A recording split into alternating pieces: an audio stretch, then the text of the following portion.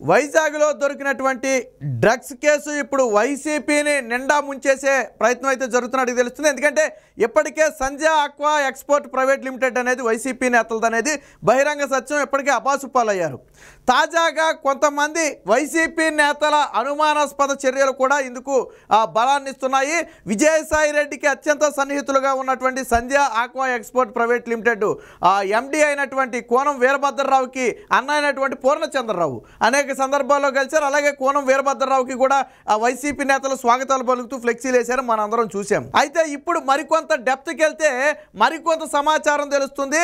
గతంలో YV Subbareddy Brazil దేశాన్ని పర్యటించడం జరిగింది. సో మాజీ టీటీడీ చైర్మన్ అలాగే జగన్మోహన్ రెడ్డికి బాబాయి అనేక కీలక విషయాలన్నీ కూడా దగ్గరుండి చూసుకునే వ్యక్తి. ఇది బహిరంగ సత్యమే, అందరికీ తెలిసిందే. జగన్మోహన్ రెడ్డి గారికి చెందిన అనేక కీలక విషయాలు అలాగే కుటుంబ విషయాలను కూడా వైవి సుబ్బారెడ్డి పర్సనల్గా చూసుకుంటారు.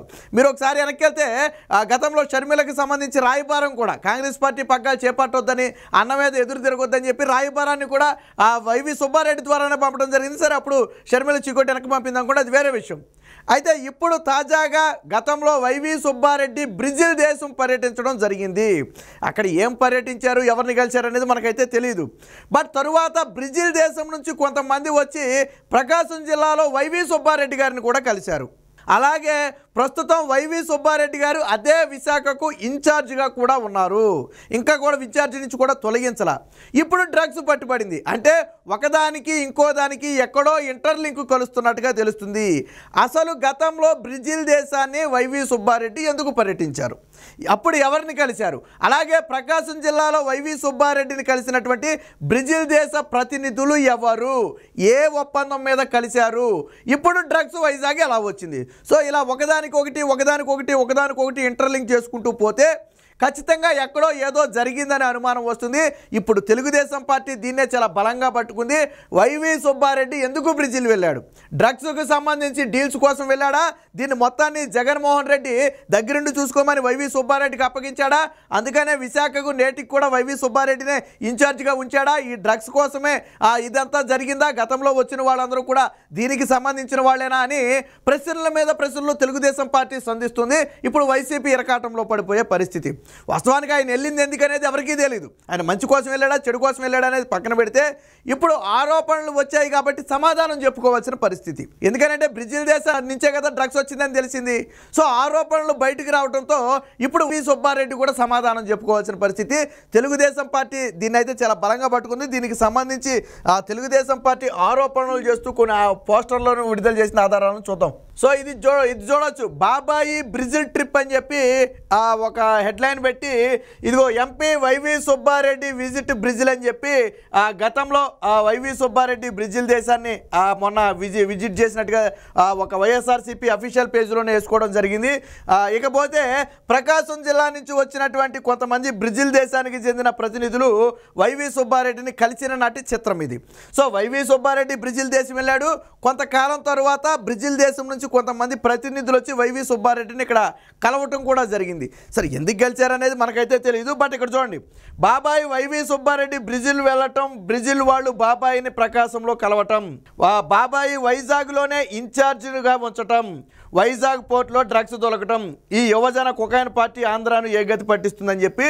సో ఇక్కడ చూడండి, ఒక విమానం సింగల్ని బ్రెజిల్ దేశానికి, ఇక్కడ నుంచి బ్రెజిల్ దేశానికి వెళ్ళొచ్చినట్టుగా వేయటం జరిగింది. ఇప్పుడు ఇదే తీవ్ర దుమారం రేపే అంశంగా మారింది. వైసీపీని పూర్తిగా ఇరకాటంలో పెట్టేసే అంశంగా మారింది. ఒకవేళ ఆయన మంచి కోసమే వెళ్ళినప్పటికీ కూడా ఇప్పుడు ఆరోపణలు వచ్చిన నేపథ్యంలో ఖచ్చితంగా దానికి ఆయన సమాధానం చెప్పుకోవాలా. సో ఒక్కొక్కటికి వస్తుంది. ఆల్రెడీ ఇప్పటికే Sanjay aqua export private limited దాని అధినేతలు అందరూ కూడా పూర్తిగా దొరికిపోయారు. ఆ ఫ్యామిలీలో నలుగురుంటే ఇద్దరు ఫారెన్లో ఉంటున్నారు, ఇద్దరు ఇక్కడ ఉంటున్నారు. ఒకడు వీరభద్రరావు, ఒకడు పూర్ణచంద్రరావు అనే వ్యక్తి వైవి సుబ్బారెడ్డికి అత్యంత సన్నిహితుడు. అన్ని విషయాల్లో కూడా వైవి సుబ్బారెడ్డితో కలిసి కొన్ని నిర్ణయాలు తీసుకున్న సందర్భం.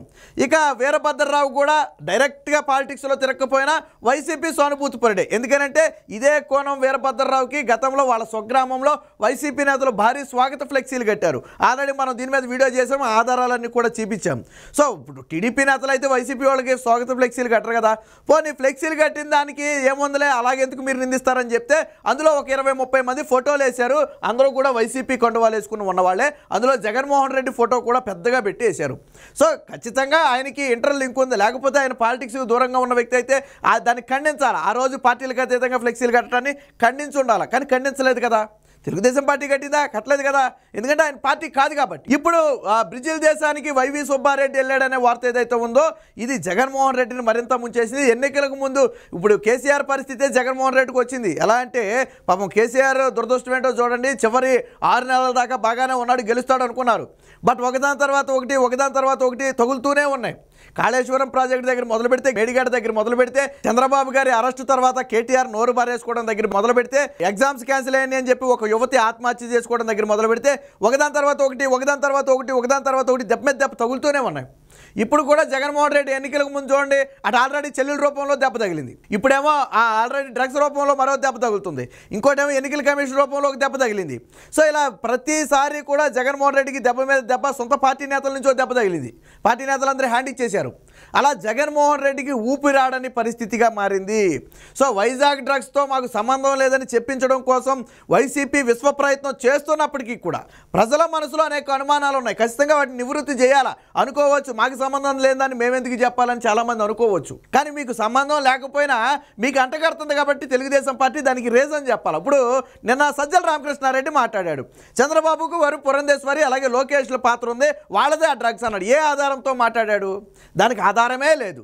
కానీ ఇక్కడ పూర్తి ఆధారాలు ఉన్నాయి.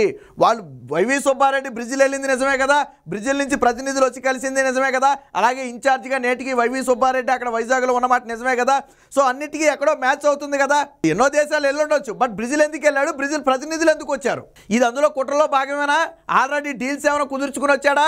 ఈ మొత్తాన్ని కూడా పర్సనల్ వ్యవహారం కాబట్టి, వేల కోట్ల వ్యవహారం కాబట్టి విజయసాయి రెడ్డి చేతుల్లో పెట్టి మొత్తం చూసుకోమని చెప్పాడా? అందుకే వైజాగ్ ఆక్వా పేరుతో నడుపుతున్నటువంటి ఈ డ్రగ్స్ వ్యాపారంగా పేరొందినటువంటి ఇప్పుడు సంజయ్ ఆక్వా పోర్ట్స్ వాళ్ళదే కాబట్టి వాళ్ళని అడ్డం పెట్టుకుని నడిపే ప్రయత్నం చేస్తున్నారా డైరెక్ట్గా వీళ్ళు లేకుండా? ఇలా 1 కాదు 2 కాదు 100 ప్రశ్నలు వస్తున్నాయి. అన్నిటికీ సమాధానం చెప్పాలి. అసలు దొరికిన రోజు ఏపీ పోలీసులే అడ్డుపడినప్పుడే అనుమానాలు మరింత బలపడ్డాయి. జగన్మోహన్ రెడ్డి చేసిన చేష్టలే ఈ రోజు ప్రజల్లో అనుమానాలు కలిగించాయి. సిబిఐ అధికారుల ఇన్వెస్టిగేషన్కి ఏపీ పోలీసులతో పనేంటి?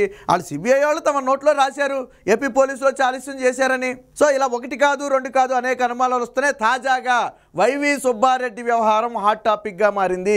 దీని వెనక ఏదో కుట్ర దాగి ఉంది, దీనికి వైసీపీ సమాధానం చెప్పాలని ప్రతిపక్షాలు అయితే గట్టిగా డిమాండ్ చేస్తున్నాయి. మరి ఇప్పటి వరకు వైసీపీ నుంచి బాబాయి బ్రెజిల్ ట్రిప్ గురించి ఇప్పటి వరకు కూడా నోరు ఇప్పలేదు. మరి దీనికి ఏమి ఎక్స్ప్లెనేషన్ ఇస్తారో చూడాలా. ఆ రోజు ఎవరిని కలిశారు, తర్వాత వచ్చి కలిసిన వాళ్ళు ఎవరనే దానికి ఎక్స్ప్లెనేషన్ ఇవ్వకపోతే అనుమానాలు మరింత బలపడతాయి, అందులో సందేహం లేదు.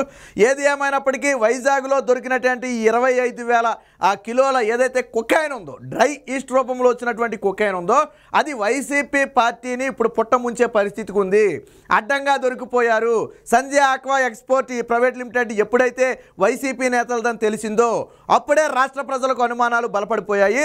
కాదు అని చెప్పే ప్రయత్నం కానీ, తెలుగుదేశం పార్టీ మీద నెట్టే ప్రయత్నం కానీ వైసీపీ చేసినప్పటికీ కూడా అది విఫల ప్రయత్నమే. ఎందుకంటే ఇక్కడ ఆధారాలతో సహా దొరికిపోయారు కాబట్టి అది విఫలయత్నంగానే మారింది. తాజాగా బాబాయి బ్రెజిల్ టిప్ అనేది వాళ్ళకి మళ్ళీ ఒక నెత్తి మీద అసలే మూలుగుతున్న నక్క మీద తాటిపండు పడ్డట్టు అసలే దాని నుంచి ఎలా బయటపడాలో తెలియని పరిస్థితులు. ఇప్పుడు బాబాయి బ్రెజిల్ ట్రిప్ అని చెప్పి తెలుగుదేశం పార్టీ ఒక అంశాన్ని బయటకు తీసుకురావడంతో చర్చ మరింత ముందుకెళ్ళింది. వాస్తవానికి మర్చిపోదాం అనుకున్నా కానీ చర్చ ఇప్పుడు మరింత ముందుకెళ్లే పరిస్థితి వచ్చింది. ఏది ఏమైనప్పటికీ తాజా వ్యవహారం అనేది పూర్తిగా ఇబ్బందికరంగా ఉంది. మరి దీనికి వైసీపీ పార్టీ ఎటువంటి సమాధానం చెప్తుంది, ఏం చేస్తుంది అనేది వేచి చూద్దాం.